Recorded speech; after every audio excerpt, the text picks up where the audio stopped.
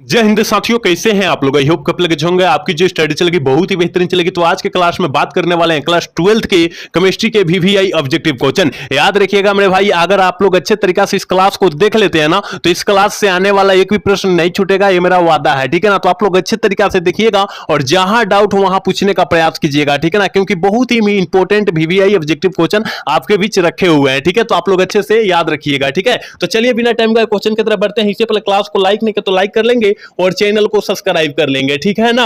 और यहां कह रहा है 1 नंबर क्वेश्चन करे कि हीरा निम्नलिखित में से किस प्रकार का रवा है। देखिए, रवा का मतलब होता है क्रिस्टल होता है। क्या होता है? क्रिस्टल होता है। देखिए यहां पर लिखा भी है रवा का मतलब क्रिस्टल होता है। तो हीरा और ग्रेफाइट आपको पता होता है कि क्रिस्टलीय ठोस है, और क्रिस्टलीय ठोस के अंतर्गत जो आता है सहसंयोजक ठोस आता है, यानी ऑप्शन बी वाला सही हो जाएगा। 1 का ऑप्शन जो बच्चा बीटी करा बिल्कुल सही होगा, क्योंकि हीरा और ग्रेफाइट जो होता है सहसंयोजक ठोस है, रवा जिसे बोलते हैं, ठीक है ना। ठोस को क्या बोलते हैं? रवा बोलते हैं। रवा को क्या बोलते हैं? क्रिस्टल बोलते हैं। याद रखिएगा, 3 टाइप से पूछ सकता है, क्रिस्टल, रवा, ठोस। इस तरह से पूछेगा तो आपको घबराना नहीं है, ठीक है। चलिए अगला क्वेश्चन, यानी 2 नंबर क्वेश्चन करें, बेरवादार ठोस है। देखिए बेरवादार ठोस का उदाहरण कौन है? जल्दी से जो है 2 का ऑप्शन बतला दीजिए, तो आप लोग पता होगा आपको कि बेरवादार ठोस का मतलब जो होता है अक्रिस्टलीय ठोस, ठीक है। अक्रिस्टलीय ठोस, तो याद रखिएगा अक्रिस्टलीय ठोस का उदाहरण कौन होता है? हीरा।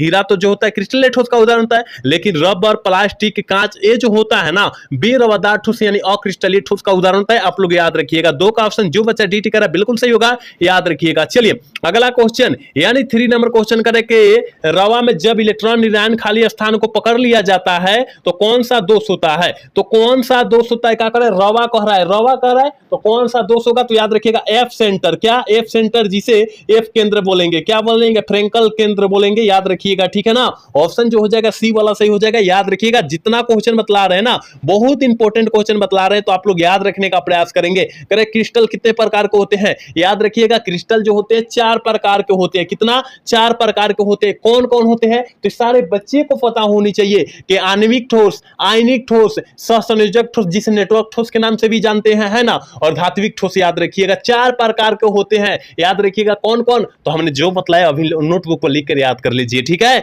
चलिए अगला क्वेश्चन, यानी 5 नंबर क्वेश्चन करें, घनाकार क्रिस्टल में जो है ब्रेसेस जालकों की संख्या जो होती है वो कितनी होती है? आपके एग्जाम 2023 में एक प्रश्न पूछा भी गया है, तो आप लोग याद रखिएगा कि घनाकार क्रिस्टल में ब्रेसेस जालकों की संख्या जो होती है ना, वो 3 होती है। कितनी होती है? 3 होती है। यानी 5 का ऑप्शन जो हो जाएगा क्या हो जाएगा? ये हो जाएगा, बिल्कुल सही हो जाएगा, याद रखिएगा। 6 नंबर क्वेश्चन करें ना, समप्रासी विलयन डैश के बराबर होते हैं। समप्रासी विलयन जो होते हैं वो डैश के बराबर होते हैं। किसके बराबर होते हैं? तो आप सभी को पता होने चाहिए कि समप्रासी विलयन जो होता है मोलर सांद्रण के बराबर होता है, यानी ऑप्शन डी वाला सही होगा। 6 का ऑप्शन जो बच्चा डीटी करा बिल्कुल सही होगा, याद रखिएगा। 7 नंबर क्वेश्चन क्या कर रहा है? टिंडल प्रभाव पाया जाता है, और सारे बच्चे को पता होनी चाहिए, पाई पता होनी चाहिए कि टिंडल प्रभाव जो पाया जाता है सॉल में पाया जाता है। किसमें? सॉल में पाया जाता है, याद रखिएगा। किसमें? सॉल में पाया जाता है। 7 का ऑप्शन सी वाला करेक्ट हो जाएगा। क्या होगा? 7 का ऑप्शन सी होगा, याद रखिएगा। 8 नंबर क्वेश्चन कह रहा है करेगा CSCl की क्रिस्टल संरचना जो होती है वो कैसी होती है, और सारे बच्चे को, सारे छात्र को पता होनी चाहिए कि CSCl की क्रिस्टल संरचना जो होती है BCC होती है। क्या होती है? BCC होती है, यानी ऑप्शन सी वाला सही हो जाएगा। 8 का ऑप्शन सी होगा, याद रखिएगा। 9 नंबर क्वेश्चन करेगा, निम्न में से ताप द्वारा प्रभावित नहीं होता है। निम्न में से ताप द्वारा प्रभावित जोन कौन नहीं होता है? तो याद रखिएगा वो जो नहीं होता है ना, मोलरता नहीं होता है। कौन नहीं होता है? मोलरता नहीं होता है, याद, मोलरता नहीं होता है। और देखिए ताप द्वारा प्रभावित होता है वो मोलरता होता है। क्या होता है? ताप द्वारा प्रभावित होता है वो मोलरता होता है, ताप द्वारा प्रभावित नहीं होता है वो मोलरता होता है। दोनों याद रखिएगा, क्योंकि बहुत इंपॉर्टेंट है, ठीक है ना। याद रखिएगा, जितना क्वेश्चन बतलाया जा रहा है बहुत इंपॉर्टेंट क्वेश्चन बतलाया जा रहा है। कह रहे ना कि निम्न में से विलयन के लिए अनुसंख्य गुणधर्म है। जल्दी से बतला दीजिए। अनुसंख्य गुण लिखा गया, लेकिन अनुसंख्य गुणधर्म भी होता है, आपको पता होनी चाहिए, ठीक है ना। तो जल्दी से बतला दीजिए कि अनुसंख्य गुणधर्म का उदाहरण जो है कौन है? आपको पता होनी चाहिए कि प्रासरण दाब है, जिसे प्रासरणी दाब के नाम से जानते हैं। क्वथनांक का उन्नयन, हिमांक का उन्नयन, याद रखिएगा सारे जो होता है हिमांक का उन्नमन के अंतर्गत आता है। तो 10 का ऑप्शन का हो जाएगा। अब तो सारे बच्चे को पता हो जाना चाहिए कि प्रासरणी दाब या प्रासरण दाब का बात सेम होता है, यानी ऑप्शन ए वाला करेक्ट हो जाएगा, याद रखिएगा। 11 नंबर क्वेश्चन करें कि विलयन की चालकता समानुपाती होती है। विलयन की चालकता समानुपाती किसके होती है? तो याद रखिएगा आयनों की संख्या के। किसकी? आयनों की संख्या के समानुपाती होती है, यानी ऑप्शन बी वाला सही होगा। 11 का ऑप्शन बी होगा, याद रखिएगा। चलिए 12 नंबर क्वेश्चन करें कि निम्न में से अच्छा विद्युत का सुचालक है। निम्न में से विद्युत का अच्छा सुचालक जो है कौन है? तो कहिएगा कि सर अच्छा कह रहा है तो ग्रेफाइट होता है। सबसे अच्छा चालक कौन होता है? मतलब धारा का प्रवाह भी होता है, ग्रेफाइट में धारा का प्रवाह होता है। तो कहिएगा सर ग्रेफाइट कैसा होता है? आप लोग क्या पेंसिल देखा है? पेंसिल देखा है? पेंसिल उसमें जो होता है देखिएगा काला काला अंदर का जो होता है उसे हम लोग ग्रेफाइट कहते हैं। क्या कहते हैं? ग्रेफाइट कहते हैं। आपके अगल बगल होगा या आपके पास होगा, वो देख लीजिएगा निकालकर छिलके उसको, ठीक है। कह रहे कि आयनीकरण का सिद्धांत किसने दिया था? आयनीकरण आर्हेनियस, आयनीकरण आर्हेनियस, इस तरह से याद रखिएगा, यानी ऑप्शन बी वाला सही कर लीजिएगा। तेरे का ऑप्शन बी हो जाएगा, याद रखिएगा। 14 नंबर क्वेश्चन की तरफ बढ़ते हैं और 14 नंबर क्वेश्चन का फैराडे का प्रथम नियम है। देखिए फैराडे ने पहली बार जो है अपना नियम कौन सा दिया था? तो एम बराबर ई सी टी दिया था। कौन दिया था? एम बराबर ई सी टी दिया था, याद रखिएगा। और तृतीय नियम यह दिया था, द्वितीय नियम तृतीय नियम यह दिया था, याद रखना है, याद रखिएगा। तो ऑप्शन बी वाला करेक्ट होगा। क्या होगा? ऑप्शन बी हो जाएगा। लेकिन द्वितीय की बात करता तो ऑप्शन ए मारता है, ठीक है ना। दोनों याद रखिएगा, ऑप्शन बी वाला करेक्ट हो जाएगा, ठीक है। चलिए अगला क्वेश्चन की तरफ बात करते हैं। 15 नंबर क्वेश्चन कह रहा है, करे कि 96,500 कूलम की विद्युत धारा CuSO4 के घोल में मुक्त करती है तो क्या होती है? जल्दी से बतला दीजिए, मुक्त करती है तो क्या होती है? तो याद रखिएगा ये तो न्यूमेरिकल है, लेकिन हम लोग बतला दे रहे हैं, केवल आंसर बतला दे रहे हैं, ग्राम कॉपर, याद रखिएगा, ठीक है। ऑप्शन बी वाला करेक्ट हो जाएगा। 15 का ऑप्शन बी होगा, याद रखिएगा। 16 नंबर क्वेश्चन करे कि किसी रासायनिक अभिक्रिया का वेग स्थिरांक निम्नलिखित में से किस पर निर्भर करता है? निम्नलिखित में से किस पर निर्भर करता है? तो इस सारे बच्चे को पता होना चाहिए, सारे स्टूडेंट को पता होना चाहिए कि ताप पर निर्भर करता है। किस पर? ताप पर निर्भर करता है, यानी ऑप्शन ए वाला सही होगा, याद रखिएगा।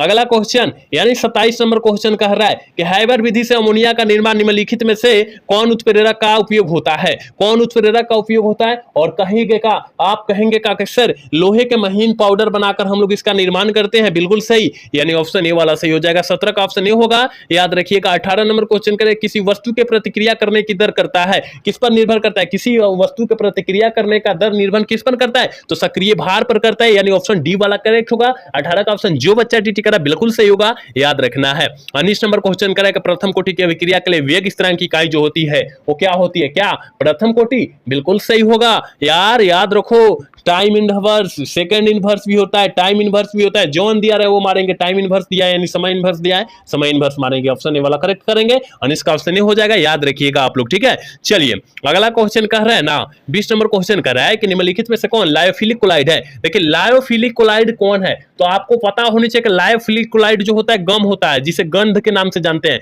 गंध देखे हैं, जो आपका जो है पुस्तक फट जाएगा, किताब फट जाएगा, कॉपी फट जाएगा, उसको साटा जाता है, उसे गम कहते हैं, जिसे गंध के नाम से हम लोग जानते भी है ना। तो याद रखिएगा उसे क्या कहते हैं? लायोफिलिक कोलाइड कहते हैं। लेकिन कहेगा लायोफिलिक कोलाइड नहीं है, ठीक है ना। लायोफिलिक कोलाइड नहीं है, यानी बायोफिलिक कोलाइड है। क्या बायोफिलिक कोलाइड है? तो वो जो हो जाएगा कोहरा हो जाता है। क्या होता है? कोहरा होता है, आप लोग याद रखिएगा, ठीक है।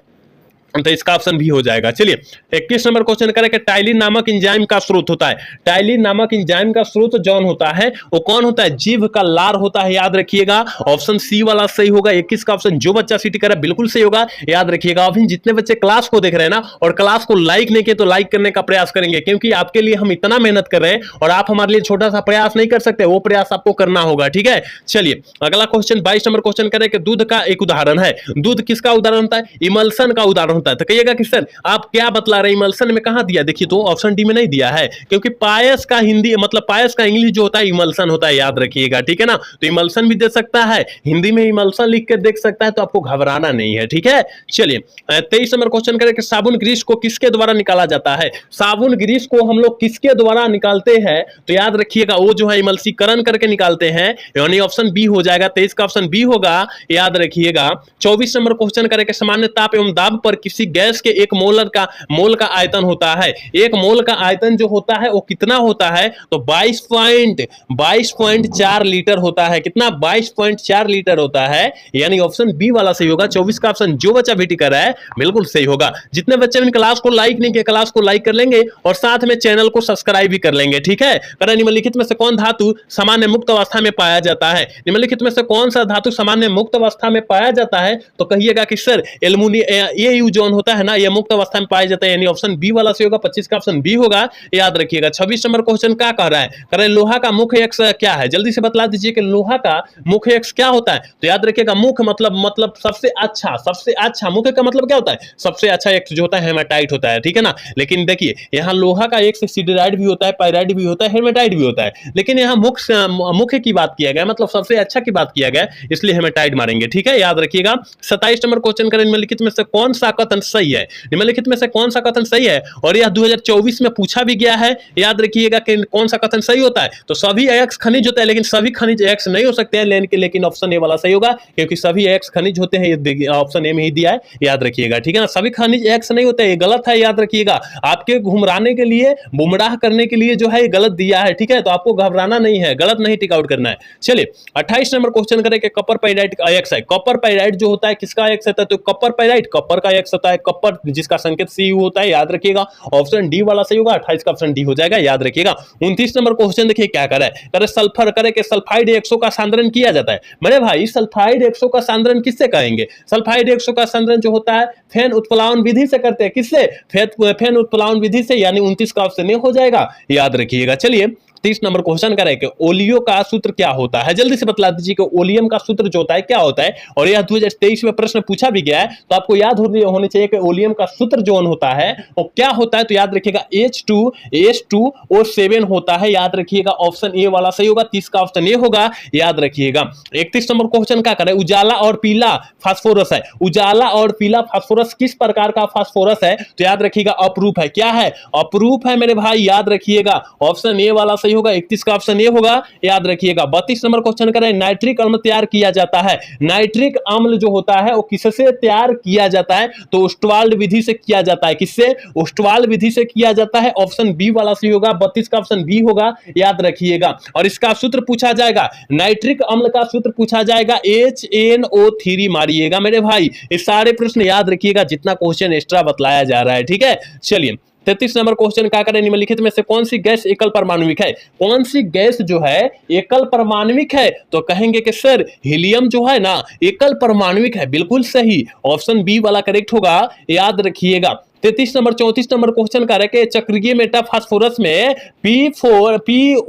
POP का बंध संबंध जो होता है, संबंध यहाँ बंध मतलब क्या? संबंध की संख्या है, बंध की संख्या, यानी बंध मतलब क्या होता है? वही पाई, बंध नहीं बोलते हैं, बंध नहीं बोलते हैं, मतलब उसको जो है कितने व्यक्तियों के द्वारा घेरा गया है, जिसे बंध कहते हैं ना, वही पूछा जा रहा है। तो कितने से? तो याद रखिएगा कितने से घेरा गया? 3 से घेरा गया मेरे भाई, याद रखिएगा, क्योंकि यह 2023 में पूछा भी गया, तो आपको याद रखना होगा, ठीक है ना। चलिए आज के क्लास के लास्ट क्वेश्चन 35 नंबर क्वेश्चन करेंगे, XeF4 की आकृति है। XeF4 की आकृति जो होती है वो कैसी होती है? तो कहिएगा कि सर वो तो होती है एक वर्ग समतलीय, बिल्कुल सही, ऑप्शन जो हो जाएगा बी हो जाएगा, 35 का ऑप्शन बी होगा, याद रखिएगा, ठीक है ना। तो आज के क्लास में हमने कितना क्वेश्चन बतलाया? 35 VVI क्वेश्चन बतलाया। तो आप लोग इस 35 क्वेश्चन को अच्छे से याद रख लीजिएगा। अगर अच्छे से याद कर लेते हैं तो आपका 35 नंबर कंठस्थ हो जाएगा, कंफर्म हो जाएगा। तो आप लोग याद करना ना भूलिएगा, ठीक है, क्योंकि बहुत ही इंपॉर्टेंट क्वेश्चन हमने बतलाया है, ठीक है ना। तो आज का क्लास जो है कैसा लगा? अगर अच्छा लगा हुआ तो चैनल को सब्सक्राइब और वीडियो को लाइक करना तो मिलेगा। मिलता है अगला सेशन में। जय हिंद, जय भारत, टाटा, बाय बाय।